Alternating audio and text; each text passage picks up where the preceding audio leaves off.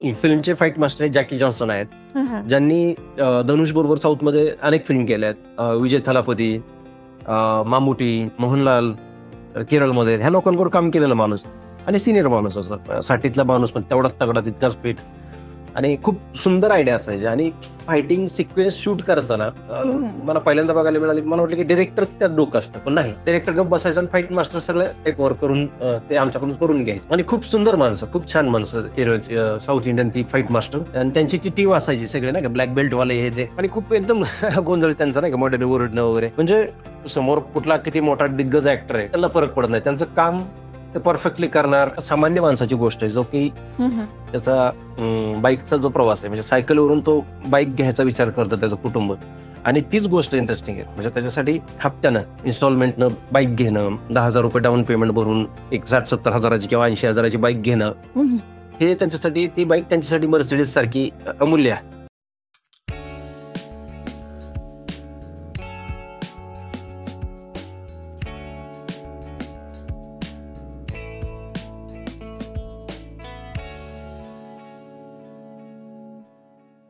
नमस्ते sir. नमस्ते. Rahul Devkate productions मध्ये आपलं स्वागत आहे. तुम्ही कसे आहात? मी छान. तर मित्रांनो, आज आपल्यासोबत आहे भूषण मंजुळे सर, आणि आपण त्यांना ओळखतोच. त्यांनी सैराट, फॅन्ड्री, घर बंदूक बिर्याणीमध्ये काम केलंय, आणि त्याचबरोबर तुम्हाला माहिती आहे का की त्याचं कास्टिंग सुद्धा सरांनी केलंय. आज आपण सरांना भेटतोय कारण त्यांचा नवीन चित्रपट येतोय रिल स्टार म्हणून. तर सर, चित्रपटाचं प्रमोशन सुरू आहे आणि आत्ता 2 दिवसाआधीच तुमच्या फिल्मचं म्युझिक लॉन्च झाला. तर ऑडियन्सचा रिस्पॉन्स कसा आहे?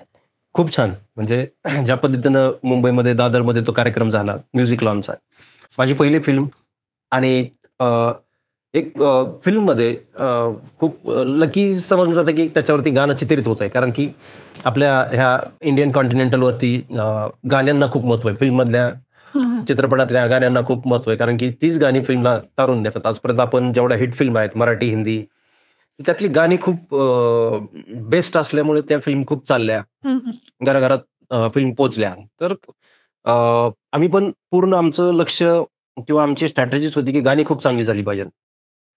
फिल्मची गाणी गुरु ठाकूर सरांनी लिहिली आहेत आणि म्युझिक दिले ते विनू थॉमस. विनू थॉमस म्हणजे तुम्हाला माहित असेल, हिंदी फिल्म अजय देवगणची दृश्यम फर्स्ट, त्याला विनूनं म्युझिक दिलेलं आहे. आणि अशी दिग्गज माणसं की जी मोठ्या फिल्मचा एक पार्ट होती, ती लोक संगीतकार म्हणून आमच्याकडे आहेत.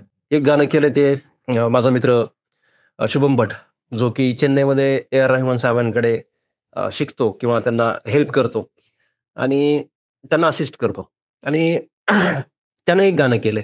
माझे मित्र वैभव देशमुख आणि आम्ही ठरवलं की एक गाणं जे की थोडंसं ग्रामीण बोलीभाषेतलं असावं. तर ते गाणं आम्ही केलं, गाऊ दे जरा वाट पाऊलार. ते एकच गाणं शुभमने केलं आणि ते खूप सुंदर गाणं आहे. 4ही गाणी बेस्ट आहेत. खूप आवडलं लोकांना. जेवढी लोक तिथं प्रत्यक्षात उपस्थित होती म्युझिक लॉन्चच्या वेळेस, तर त्यांनी ते पाहिलं पण. काही गाणी, त्यातली 2 गाणी परफॉर्म केली. म्हणजे सिंगर्स स्टेजवरती येऊन त्यांनी ती लाईव्ह परफॉर्म केलं. खूप सुंदर, उत्तमरित्या कार्यक्रम झाला, आणि जे काही शूट करून सोशल मीडियावरती येत आहे तर तेही खूप व्हायरल होते. आणि सगळ्यात सुंदर गोष्ट माझ्यासाठी म्युझिक लॉन्चच्या दिवशी घडली ती म्हणजे की प्रसाद ओक सर, त्यांनी माझी स्तुती केली. आणि म्हणजे आपल्या कामाची पावती कुणीतरी, आपला एक सिनियर जो कलाकार आहे, ज्यांना आपण बघत मोठे होतोय, ज्यांच्या फिल्म बघतोय आपण, महाराष्ट्राचे हसायचं तर त्यांचं हसणं अख्ख्या महाराष्ट्राच्या गावागावात, कानाकोपऱ्यात पोचलेलं आहे. असा माणूस जो त्यांनी परत धर्मवीर मध्ये त्यांनी इतका सुंदर रोल केलाय, त्यांचा लुक पण इतका मॅच झालाय आनंद दिघे साहेबांशी. तर अशा माणसानं काल माझी स्तुती केली की, आणि माझ्या भविष्याबद्दल पण त्यांना इतकी भरभरून स्तुती केली की भूषणचं फ्युचर ब्राईट आहे. ह्याच्यापेक्षा मोठी पावती आणि बक्षीस काय असतं माणसासाठी. मला खूप आनंद होतोय आणि खुश तर आहेच. म्हणजे तू जसं विचारलं कशा असतं, छान, आनंदीच आहे मी. नक्की नक्की. तुम्ही सगळ्यांनी म्युझिक ऐका फिल्मचं. आणि त्यासोबत आपण सरांना विचारणार आहोत की सर तुम्हाला फिल्मसाठी अप्रोच कसं केला गेलं, म्हणजे डिरेक्टरनी तुम्हाला काय आयडिया बोलली रील स्टार फिल्म बद्दल? एक 3 वर्षापूर्वी माळशेज घाटात नाळ 2 चं शूटिंग चालू होतं. तर मी चैत्याच्या मामाचा रोल करत होतो नाळ 2 मध्ये. त्यावेळेस मला शिव लोखंडे, माझा मित्र शिव लोखंडे आणि ऋतुजा पाटील, ते दोघं प्रोडक्शन चालवतात. तर त्यांनी शिवने मला फोन केला. भूषण असं आहे की केरळची माणसं, त्यांनी एक लास्ट टाइम काही वर्षांपूर्वी लॉकडाऊनमध्ये एक फिल्म केली होती अन्य नावाची, ज्यात अतुल कुलकर्णी मुख्य भूमिकेत होते. आणि त्याचा फोन झाल्यानंतर त्यानं मला सांगितलं होतं की असं असं सेमी जोसेफ म्हणून आहेत. आणि सेमी कोण आहेत तुम्हाला त्यांना प्रत्यक्षात बघितल्यानंतर कळलं. खूप साधा सोपा, खूप साधी राहणी, म्हणजे असं म्हणू नये पण स्पॉट बाय सुद्धा सेटवर आपल्याला असं वाटावं इतका तो साधा माणूस आहे. आणि मग त्यांना मी भेटलो मुंबईमध्ये शिवच्या सांगण्यावरून. आणि त्यांना मी माझ्या सुधीर कुलकर्णी मित्राची पहिली जी स्क्रिप्ट होती रिसायकल म्हणून, योगा डेवरती ती फिल्म आधारित होती. आणि सुधीरने कधीतरी माझ्या कानावरती मला ती गोष्ट ऐकवली होती आणि सांगितलं होतं की अरे बघ ह्या फिल्मचं काय झालं तर, तू स्वतःसाठी लीडमध्ये स्वतःला बघतोय आणि पळतोय. मी खूप साऱ्या प्रोड्युसरांना भेटत होतो, खूप साऱ्या गोष्टी ऐकत होतो लेखकांच्या यांच्या. पण मला असं झालं की माझ्यासारखा स्किन टोन असणारा, माझ्यासारखा शरीरयष्टी असणारा माणूस जर कुठल्या रोलमध्ये परफेक्टली जाऊ शकतो, तर तो मला इथं वाटलं की हा भानुदासचा रोल मी करावा. आणि ती गोष्ट मी ऐकत होतो त्यांना. आणि ऐकवता इम्प्रोव्हायझेशन इतकं घडलं की त्या कॅरेक्टरला, भानुदासला त्या फिल्ममध्ये म्हणजे काहीतरी अलंकारिक तो माणूस पाहिजे. म्हणून मग ते ऐकवत अचानक माझ्या डोक्यात आलं इम्प्रोव्हाइज करता की तो रील्स करत असतो.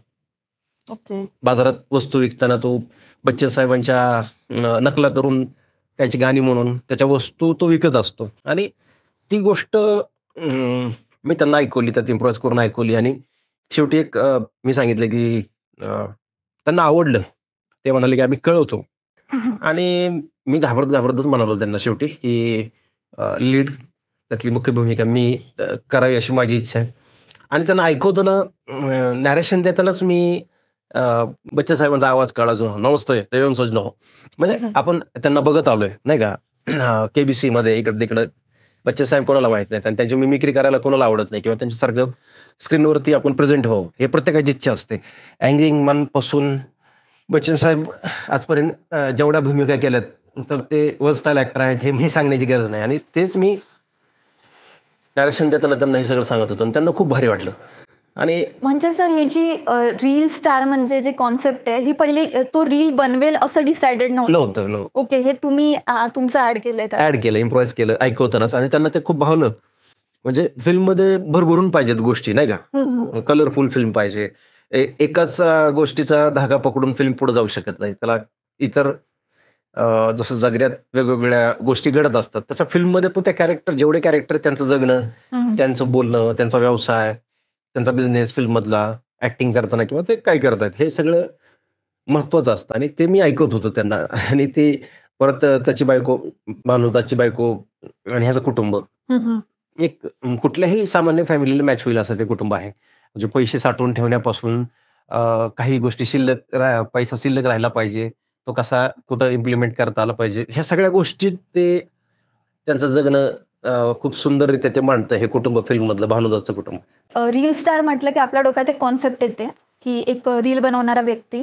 आणि तर ही जी फिल्म आहे, ही फिल्म फक्त त्या रील स्टारच्या पर्सनल आयुष्याबद्दल आहे की त्यामध्ये काही ट्विस्ट पण आम्हाला बघायला भेटेल? म्हणजे त्याची थीम तुम्ही काय सांगू शकाल ऑडियन्सला? नक्कीच. म्हणजे ट्विस्ट तर असणारच फिल्ममध्ये. ज्या पद्धतीनं तुम्ही टीजर पाहताय, टीजरमध्ये तुम्हाला दिसतंय की ऍक्शन, ड्रामा, लव्ह सगळं आहे फिल्ममध्ये, भरभरून आहे. आणि ट्विस्ट पण निश्चितच आहे फिल्ममध्ये, कारण की हे मी सांगू शकत नाही, स्पॉइलर दिल्यासारखं होईल फिल्मचं. गोष्ट पण सांगू शकत नाही, कथा पण सांगू शकत नाही. पण तुम्हाला एक सांगितलं की एका सामान्य माणसाची गोष्ट आहे, जो की त्याचा बाईकचा जो प्रवास आहे, म्हणजे सायकलवरून तो बाईक घ्यायचा विचार करतो त्याचं कुटुंब. आणि तीच गोष्ट इंटरेस्टिंग आहे. म्हणजे त्याच्यासाठी हप्त्यानं, इन्स्टॉलमेंटनं बाईक घेणं, 10,000 रुपये डाऊन पेमेंट भरून एक 60-70 हजाराची किंवा 80,000ची बाईक घेणं, हे त्यांच्यासाठी, ती बाईक त्यांच्यासाठी मर्सिडीज सारखी अमूल्य आहे त्या कुटुंबाला. आणि त्याच्या त्या गरीब परिस्थिती गाडी आल्यानंतर एक new member add to family आपण असं टाकतो कॅप्शन नाही का एखादी गाडी घेतली ते खरंच ते मेंबर आहे त्यासाठी. तर मग म्हणजे गाडी घेण्यासाठी म्हणून तो रील्स सोबत कनेक्ट होतो की त्याचा म्हणजे तो पॅशनेट आहे रील्स साठी. नाही त्याची ती म्हणजे तुम्ही आठवडी बाजारात जर कधी गावाकडे फिरत असाल तर आपल्याला खूप सारे लोक दिसतात की बटाटेवाला असेल, कोणी भाजी विकतोय, कोणी कांदे विकतोय, मटकीवाला असेल, तर ते एक विशिष्ट प्रकारचा आवाज काढून हेल काढून ते आवाज देत असतात की चला चला चला चला उडाला उडाला उडाला नाही का. तर संध्याकाळ होत आली म्हणजे त्यांचा माल उडाला म्हणजे संपत चालला. म्हणजे ह्या सगळ्या नकला कला आणि शेवटी गरीब माणसाची ही त्यांच्या वस्तू विकण्यासाठी काही मोठं मार्केटिंग किंवा त्यात काही इन्व्हेस्टमेंट करू शकत नाहीत मार्केटिंगमध्ये. त्यांचं जे जीवन आहे जे ते बोलू शकतात, ग्राहकाला पटवू शकतात, तर त्यापर्यंत ते सगळे करतात. तर तसा रील्स तो पहिल्यापासूनच करतोय असं फिल्ममध्ये आपण दाखवतोय. म्हणजे रील्सचा आणि ह्या बाकीच्या गोष्टींचा असा काही संबंध. सर तुमचा ॲज अ लीड रोल म्हणून तुम्ही म्हणजे हा पहिला चित्रपट आहे तर तुम्ही कॅरेक्टर डेव्हलप करण्यासाठी म्हणजे काय काय केलं म्हणजे तुम्ही आता आम्हाला सांगितलं त्याबद्दल पण तरी सुद्धा म्हणजे काय टेक्निक्स तुम्ही वापरल्या किंवा अजून अशी वेगळी काय तुम्हाला तयारी करावी लागली ते कॅरेक्टर डेव्हलप करायसाठी? नाही वेगळं असं काय करावं लागलं नाही. जसं मी तुला सांगितलं की हा रोल मी करणार हे पहिल्यांदाच मी डिसाईड केलं होतं कारण की मला माहिती आहे की असं दिसतोय मी आणि असं करू शकतो आणि ते केलंय मी म्हणजे 100% देऊन तो पात्र मी केलेलं आहे. वेगळं असं नाही काय केलं मी कारण की ज्या कुटुंबातून आलोय तर गरीब परिस्थिती माझी आणि सगळं बघितलंय म्हणजे जे आजूबाजूला जे मित्रमंडळी किंवा इतर लोकांची घरं होती तर ती सगळी अशी गरीबाची हातावर पोट असणारी जवळजवळ सगळीच मंडळी माझ्या आयुष्यात होती. मित्रमंडळी वगैरे त्यांची घरची कुटुंब हे ते. तर हे जगणं जे आहे ते खूप जवळून बघितलेलं आहे आणि हे भोगलेलं आहे. पण त्यानंतर पुन्हा मग मी पोलीसमध्ये होतो. 2005ला मी मुंबई रेल्वेमध्ये भरती झालो पोलीस म्हणून आणि माझं ट्रेनिंग अकोल्याला जालन्याला होतं. आता खूप सारी मित्रमंडळी माझी अजून पोलीसमध्ये आहेत आणि ड्युटी करताना मुंबईत अशी खूप सारी पात्र माझ्या आयुष्यात आली होती आणि ते एक आपलं ऑब्झर्वेशन असतं की आपण बघतो काय वेगळेपण आहे का यांच्यात बोलताना. तर ते ऑब्झर्व केलेलं आहे म्हणजे ह्याच्यासाठी वेगळा असा काही अभ्यास करावा लागणार नाही की चला बाबा आता एक काहीतरी मेथड ऍक्टिंग आपल्याला करायची आणि ते आपण कोणाला तरी कॉपी करतो असं वगैरे काय नाही. पूर्ण टीम आहे 60 ते 70% जी टीम आहे टेक्निकल टीम ती साऊथकडची आहे तर त्यांनी मिळून हे पूर्ण जे ऍक्शन सिक्वेन्स होतं ते प्लॅन केलं होतं जे आपण ट्रेलरमध्ये पण बघतो. तर सर ते करताना तुम्हाला काय अडचणी जाणवल्या किंवा ओव्हरऑल फिल्म बनवताना म्हणजे काय अडचण गेली किंवा काही भाग कठीण वाटतोय असं काही? बरोबर आहे कारण की माझे जे प्रोड्युसर आहेत तर ते अमेरिकेमध्ये मॅनहॅटनमध्ये राहतात. त्यांचा व्यवसाय आहे ते काम करतात आणि जे माझे डिरेक्टर आहेत डिरेक्टर 2 डिरेक्टर त्या फिल्मला सिमी जोसेफ आणि रॉबिन वर्गीस हे 2 जण आहेत आणि त्यांची गोडजोडीच आहे कॉलेजपासून 10-12 वर्षापूर्वी त्यांनी शॉर्ट फिल्म करण्यापासून डॉक्युमेंटरीज करण्यापासून त्यांचा प्रवास सुरू झाला मित्र म्हणून. आणि मराठी फिल्म का केली यांनी हे सगळ्यांना प्रश्न पडत असेल तर त्याचं उत्तर असं की जोश अब्राहम जे आहेत तर ते एक 15-20 वर्षापूर्वी सोलापूरमध्ये MSW ला शिकायला अभ्यासक्रम त्यांचा होता तिथं ते होते 3 वर्ष होते आणि ते एकतर सोलापुरी तिथला हेल तिथली भाषाच वेगळी आणि पुन्हा मग महाराष्ट्र वेगळा नाही का 12-12 किलोमीटर ती भाषा बदलते म्हणतात आपण त्या पद्धतीनं. आणि ते अमेरिकेचे ते ज्यावेळेस पहिल्यांदा भेटले ना तर त्यावेळेस सोलापुरी भाषेत बोलायला प्रयत्न करायचे. मला खूप फनी वाटायचं हसू यायचं. मग मी त्यांना विचारलंच ते म्हणले नाही म्हणजे महाराष्ट्रात तरुणपणात म्हणजे एकदम कॉलेजच्या जीवनात आम्ही होतो त्या आठवणी आहेत गल्लीबोळातल्या आठवणी आहेत इथल्या लोकांच्या प्रेमळ लोक सगळे. आणि मला कुठंतरी हे दोघं अप्रोच झाले सिमी आणि जोसेफ सर की बाबा असं आहे आणि आपल्याला फिल्म करायचं. मग ते मुळात केरळचेच पण ते स्थायिक आहेत अमेरिकेत. मग ते मित्र त्यांचं डिस्कशन झालं मग ते मला भेटायला आले महिन्यानंतर आणि मग फिल्म करतो हे डन झालं. पण तुला ते मगाशी सांगायचं विसरलो की 8व्या का 9व्या दिवशीची फिल्म आपण करतोय आणि तो लीडमध्ये आहे हे त्यांनी मला सांगितलं. ह्याचं कॉन्ट्रॅक्ट पण लगेच 10व्या-12व्या दिवशी तर मला आठवतंय असं झालं.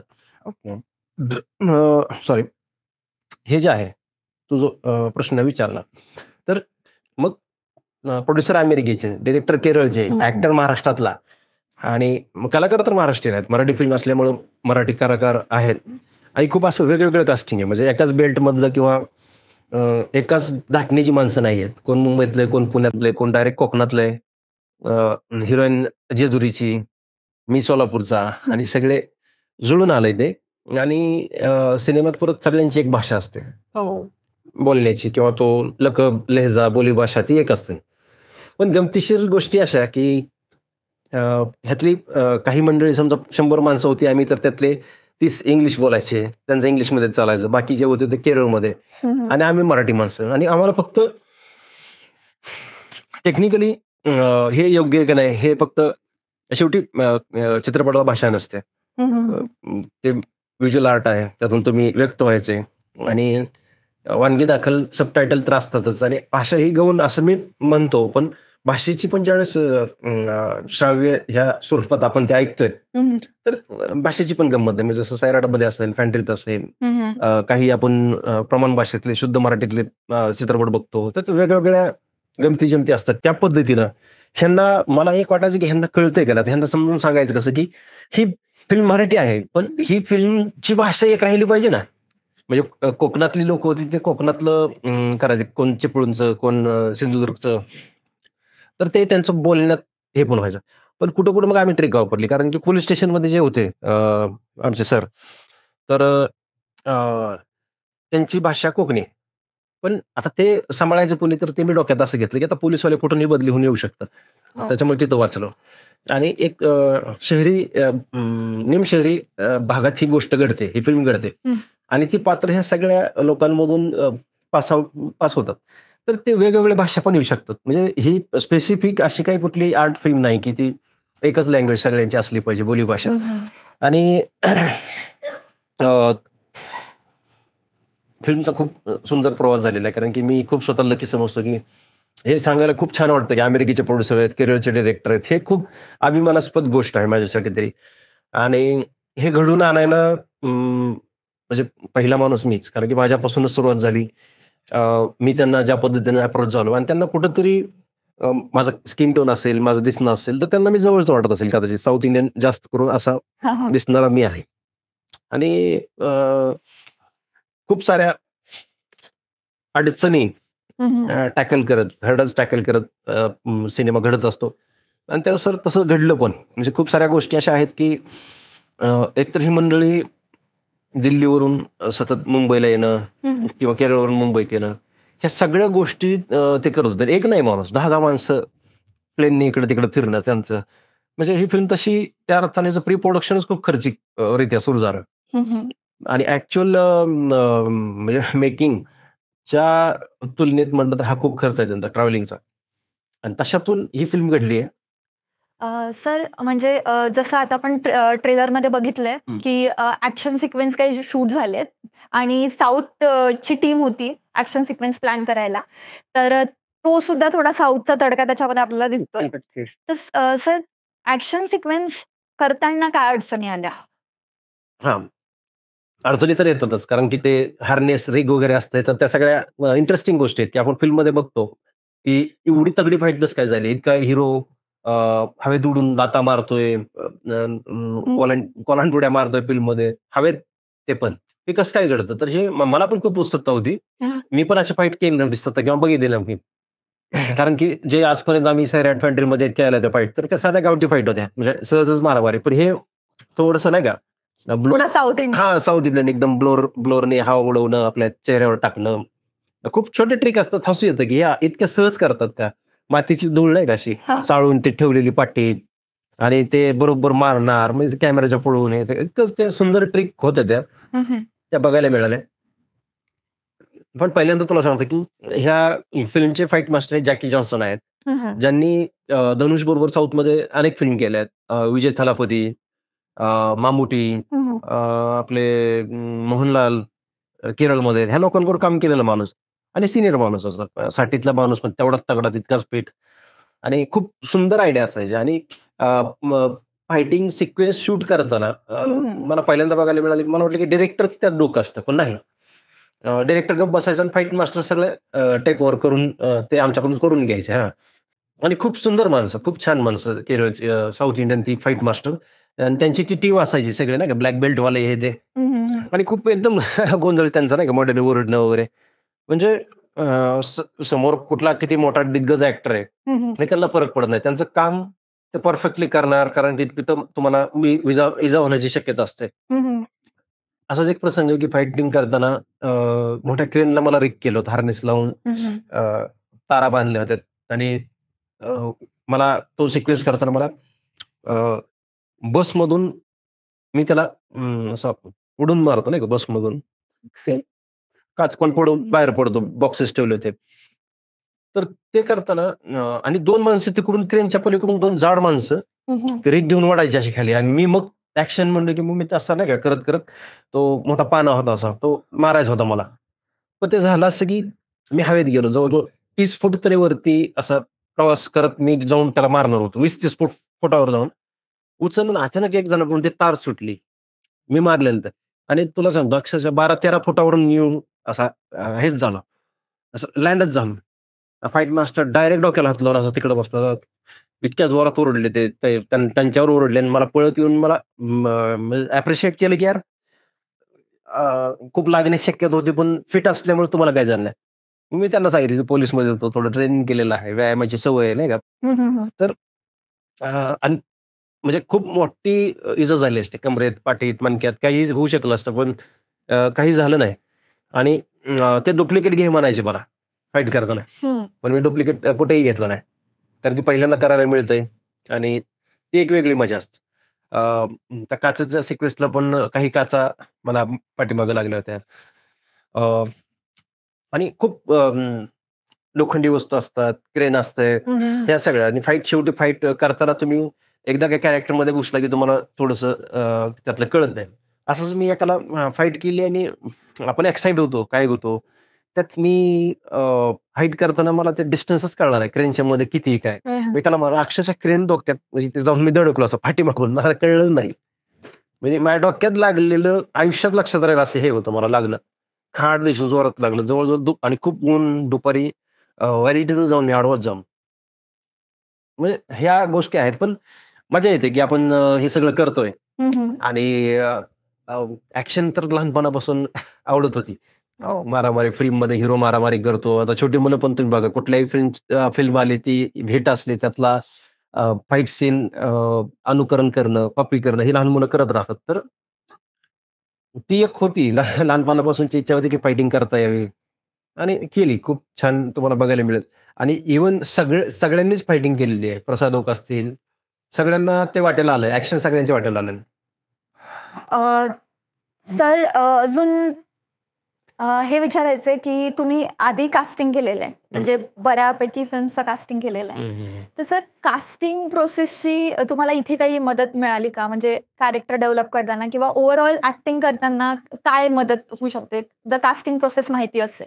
म्हणजे मुळातच नॉन ऍक्टर आहे मी. म्हणजे पिस्तुल्यात छोटा रोल केला पोलिसाचा. त्यानंतर फॅन्ड्रीत मी लोकांचं ऑडिशन घेताना मला ते सगळे डायलॉग पाठ झाले होते. ते करता करता मी 2-3 महिने मी त्या कॅरेक्टरमध्ये घुसलो होतो. आणि मी दुसऱ्याचं कास्टिंग करायला बघत होतो, पण आमच्या ज्या गार्गी कुलकर्णी आहे, आणि शेवटी ते कास्टिंग मिळत नव्हतं. आणि मग ते दिवशी मी ऑडिशन घेतानाच नागराज अण्णांना ते म्हणाले की भूषण हा रोल चांगला करू शकतो. आणि मग मला वाटलं की करू शकतो, आणि ते केलं पण. त्यावेळेस ते निश्चितच ज्यावेळेस आपण कास्टिंग करत असतो त्यावेळेस आपण एखादी स्क्रिप्ट देतो त्यांना, एखादा सीन देतो, आणि काही गोष्टी इम्प्रोव्हाइज पण करायला होतो नाही का ऑन दी स्पॉट. आणि हे करताना मी तसा रुळलो होतो. मी काय कुठल्या नाट्यशास्त्राचा किंवा स्टेजचा विद्यार्थी नाहीये. मला हे माहित पण नाही की तुम्ही जे म्हणजे नाही का ऍक्टर जे करतात किती रस असतात, काय असतात ते, अजून सुद्धा 9 रस का काय 13 किती असतात ते 9 रस असतात. 9 रस असतात.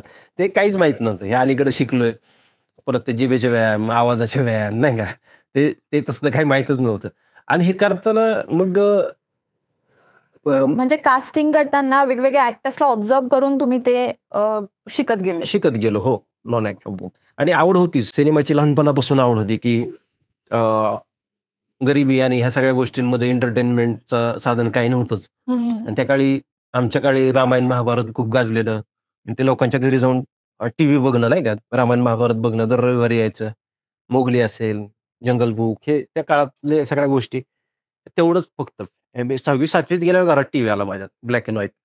मग घरी बघायला पण त्याच्या अगोदर म्हणजे गावाकडे व्हिडिओ सेंटर असतात VCR वाले. ₹2 तिकीट असायचं, ₹1 तिकीट, ₹2 असं ₹5 मला आठवते. आणि मग त्या व्हिडिओ सेंटरला मोठा हॉल असायचा पत्र्याचा आणि त्या व्हिडिओ सेंटरला एक खिडकी. शक्य झालं तर पैसे असले तर पिक्चर आत जाऊन बघायचा पैसे देऊन. नाही तर माझा मित्र सोन्या आणि मी काय करायचो, त्या खिडकीत चढून बसायचं आणि त्या खिडकीत एवढीच जागा बसायला म्हणजे तुम्हाला की तुमचा पार्श्वभाग दाखवायला तेवढीच जागा आणि त्या खिडकीचे गज पकडायचे आणि आम्ही खेळण्यास तिरकं बीळ पाडलं होतं. म्हणजे इथून असं तिरकं तिकडं टीव्ही सेट बघायला. मग ते इतक्या वेळ ते होल्ड व्हायचं नाही ना, हो. पाय तिकडं लावायचा, महाग पाठ टेकवायचे ना, असा पिक्चर बघत बसायचो आणि थकून जायचं. पण मग माझ्या मित्राचं आणि माझं ठरायचं, टॉस पण व्हायचा आमचा की पहिल्यांदा कोण बघणार, म्हणजे स्टार्ट टू इंटरव्हल पर्यंत कोण बघणार आणि इंटरव्हल नंतर कोण बघणार ह्याचा टॉस व्हायचा. आणि मग तो बघत बसायचा. मग तेवढ्यात गाव फिरून यायचं नाही का, पाणी फिरून यायचं, खेळायचं. समजा आपण इंटरव्हल नंतर आपला बारी असेल तर मग तो सिनेमा बघायचा. मग अर्धा त्यानं बघितलेला असायचा, अर्धा मी बघितलेला असायचो. आणि मग संध्याकाळी दिवस मावळ्यावर कुठतरी गप्पा टप्पा बसायचं. मग त्यानं मला तो सिनेमा अर्धा सांगायचा आणि मी त्याला अर्धा सांगायचं. अशा आमच्या खूप गमती व्हायच्या आणि विनोदी, मस्तीखोर, चेष्टेखोर खूप असायचं आम्ही. कधी कधी तर काय करायचो, त्यानं स्टार्ट टू इंटरव्हल पर्यंत त्याने बघितलेला असायचं समजा, किंवा मला बोर झालेलं असायचं, मला सांगायचं नसायचं आणि डोक्यात अचानक गोष्ट घुसायची की ह्याला तर दुसरंच सांगावं. आणि त्याला सांगता एक अर्धा तास गेल्यानंतर तो म्हणा, अरे हा तर हिरो पिक्चर मध्ये नव्हता, हे विलन नव्हता पिक्चर मध्ये, तू काय ऐकवलंय नाही का. म्हणजे असं वेळ मारून लिहिला किंवा आपली बारी आली की त्याला हे करायचं.